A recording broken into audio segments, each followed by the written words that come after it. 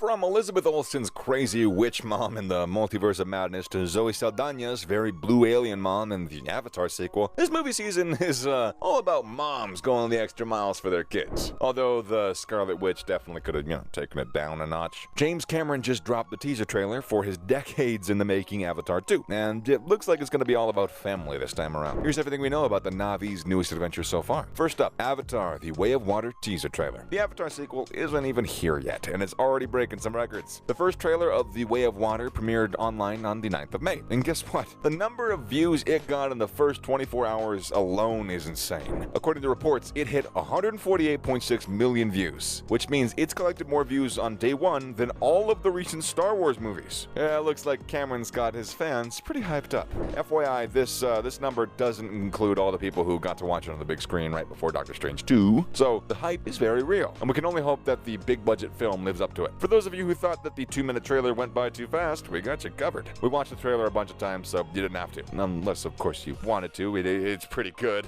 Anyway, we've broken down the trailer, and here's what you missed. Or might have missed. Next, the newest Navi Clan. Like we said before, Cameron's bringing some family values into the big screen with his long-awaited sequel. And nothing screams family like a super protective mom. You can spot Guardians of the Galaxy's Zoe Saldana a couple of times throughout the trailer, worrying about protecting her family, even if it means from her own people. We'll get back to that later. Since pretty much all of us missed out on the baby announcements, here's a little family update on the Sullys. Let's double back to the first Avatar, considering it happened 10 years ago. A little refresher might do good. Anyways, so we last left Sam Worthington's Jake Sully torn between the human world and the world of the Navi. I'm not sure if you guys remember, human Jake was a paraplegic, but when they put him in the blue-skinned, golden-eyed body of the Slender Giants, his whole world turned upside down. He found a home, and he found the love of his life on his alien planet. This way, he got really lucky, let's just say. Of course, where there are humans, there is war. After almost ruining the best thing to ever happen to him, Jake gets his act together and stands by the Navi. After some death, destruction, and a lecture about the right thing to do, humans take their ugly machines off the beautiful island. Meanwhile, the Navi and Neytiri accept him as their own, and they lived happily ever after. Kidding. Well, they did for like a little while, we're guessing, because they started a family together. This happy couple's got 4 kids, 3 boys, and 1 girl. Heads up, they all have really hard to pronounce names, but we'll take a shot at them. So here's Neteam, Doak, Spider, and Tuktiri. Last one's the daughter, just letting you know. And now Mama Saldana protecting her family. Now that we're all caught up with the newest family on the block, let's get to the protection part. By the looks of it, the Sullys might have fled or been kicked out of their home by their very own clan. Reason? 1 human child. No, Neytiri didn't magically give birth to the other species. Plot twist, they adopted one of their sons, Spider. Full disclosure, that's not his real name. His actual name is Miles Socorro. Back to when humans were leaving Pandora, he was too young and fragile to be taken back to Earth. So Jake and Neytiri took him in, and they've been raising him since like their own. Unlike his father, Miles doesn't need an avatar to survive on the alien island. All he needs is a mask to breathe normally, and he's good to go. He might look human, but there's a reason they call him Spider. Little Miles is, he's got all the moves of the Navi, meaning he can move just like them, swim just like them, jump like them, and probably even fight like them. Other than his looks, he's exactly like his parents. If you thought Jake caused trouble in the first part, then just wait till you see his adopted son. We're sure that the Navi wouldn't be so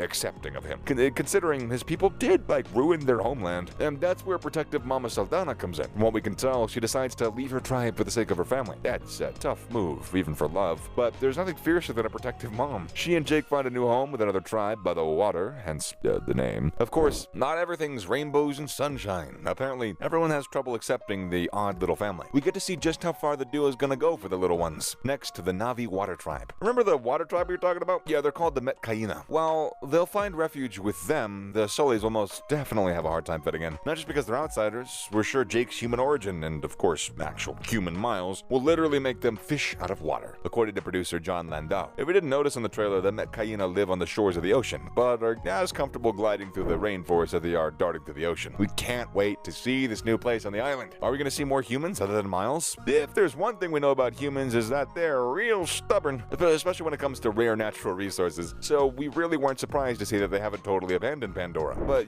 I bet you they're still working out a way to get their hands on that unobtainium. If you take a closer look to the opening shots, you'll see Jake trying to keep the peace between the miners and the Navi. Now, we don't know about you, but if some other species was mining a super rare mineral from right from under our noses, we wouldn't be very peaceful, now would we? According to the sources, that's exactly what will happen. Apparently, a mining operation will go south, which will be the last nail in the coffin for the Navi. But rest assured, we'll see our fair share of humans in the sequel, interestingly with the same orange vest and hard hats in the future. future. Yeah, I guess the tech couldn't get any better. For Way of Water, you're gonna need plenty of water. So the entire reason the sequel took almost a decade to make was because The Way of Water needed a lot of, water. And if there's one thing we know about James Cameron, it's that he's nothing if not authentic. Remember, he made a Kate Winslet jump into the freezing water without telling her in Titanic, you know? Just to get more of a real reaction on screen, so you can be sure of being blown away by the underwater visuals. Luckily for us, we got a little glimpse of Pandora in all of its underwater glory. There's just one shot in the trailer where Neytiri is amazed, like full-blown, wide-eyed wonder at something she's seen in the deep blue sea. It could be the neat-looking coral we saw, but our money's on something much more fascinating. We're not quite sure what, though, yet. Could the whale-like beast be the ocean's Toruk?